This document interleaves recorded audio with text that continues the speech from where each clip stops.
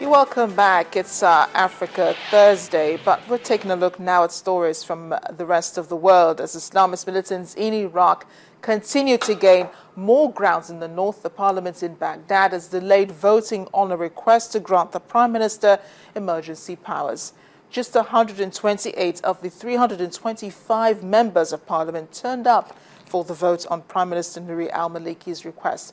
And in the north, in the meantime, Kurdish forces claimed control of the oil city of Kirkuk, saying government forces had fled.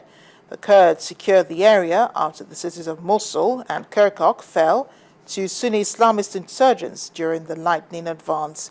Kurdish fighters are seen as a guard against the Sunni Muslim insurgents, but they've also been locked for a year in a dispute with Baghdad over Kirkuk, seeking to incorporate it into their own autonomous area. Iraqi security forces in the North patrol an area near Kirkuk. They've been fighting Sunni insurgents from an al-Qaeda splinter group called the Islamic State in Iraq and the Levant, or ISIL. The militants took control on Tuesday of nearby Mosul, Iraq's second biggest city.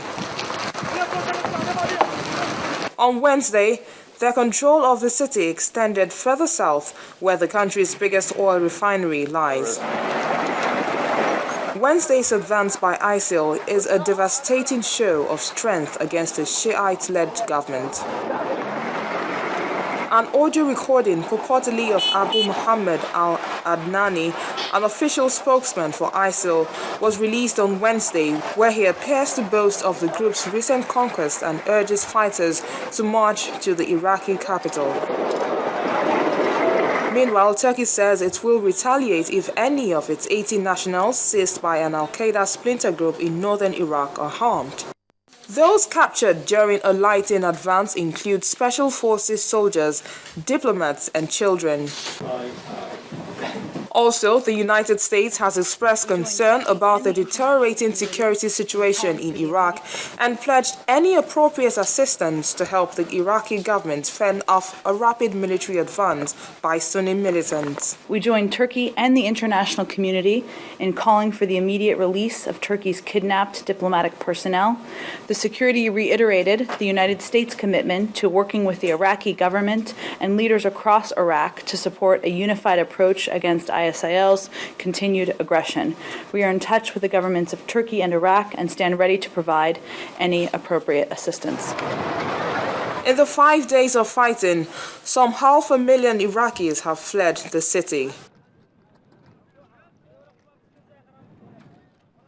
And in the meantime, the U.S. has resumed its drones program in Pakistan with 2 strikes on militant strongholds in North Waziristan tribal region overnight. Reports say at least 16 suspected militants were killed in the strikes. This comes days after militants attacked Karachi International Airport, killing 39 people, including the 10 attackers. Washington agreed to suspend its drones program in December to allow Islamabad to pursue peace talks with the Pakistani Taliban. But pressure has been mounting on the Pakistani authorities to launch a ground offensive on the region amid a breakdown in peace talks.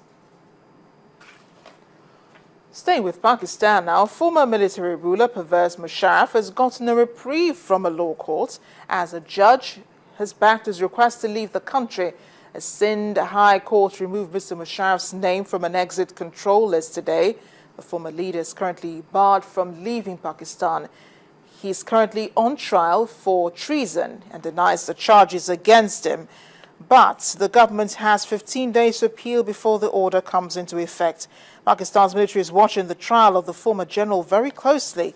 Analysts say that they're concerned over the precedent that the precedent that a trial could set in a country with a history of military rule.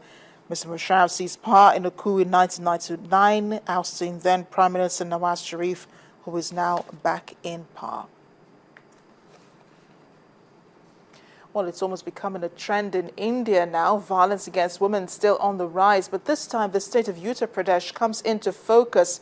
We've seen the 4th murder in a month. A teenager hanging from a tree in a village in Uttar Pradesh. The family of the 19-year-old say she was raped and a post-mortem is underway by the police. This comes just a day after a woman's body was found hanging from a tree in a remote village just elsewhere in the same state. The gang rape and murder of two girls found in similar circumstances last month sparked outrage, with analysts saying that more cases are now being reported to the police and by the media. Prime Minister Narendra Modi says India should respect and protect its women, breaking his silence on the crime wave that included the rape and hanging of two girls 2 weeks ago. In his first speech to Parliament since a dramatic election victory last month, Modi promised to govern for the poor, to train India's bulging youth population to be an effective labor force, and to shed the country's tawdry reputation for graft. Backed by the strongest electoral mandate in 3 decades, Modi has acted to re-establish India as a regional leader and to restore investor optimism towards Asia's third largest economy. But until now, he had been notably silent about the spate of violence and sex crimes in the northern state of Uttar Pradesh. We have to be concerned about women's respect and security. All these incidents should make us introspect. The government will have to act. The country won't wait and people won't forget. The Prime Minister went on to urge politicians not to speculate publicly on why rapes are committed. A double killing in Uttar Pradesh was the most shocking in a series of crimes that have highlighted a breakdown of law and order in the city and triggered criticisms of the political leadership in the state. Relatives refused to allow the bodies of the girls aged 12 and 14 to be cut down from a village mango tree until police took up the case. 3 suspects have been arrested and 2 policemen held on suspicion of attempting to cover up the crime. On Tuesday, another woman was found hanged from a tree near the Nepal border in Uttar Pradesh. Police have opened an investigation into the murder. We'll take another break on the World Today. When we come back, we're counting down to just hours and maybe minutes to the start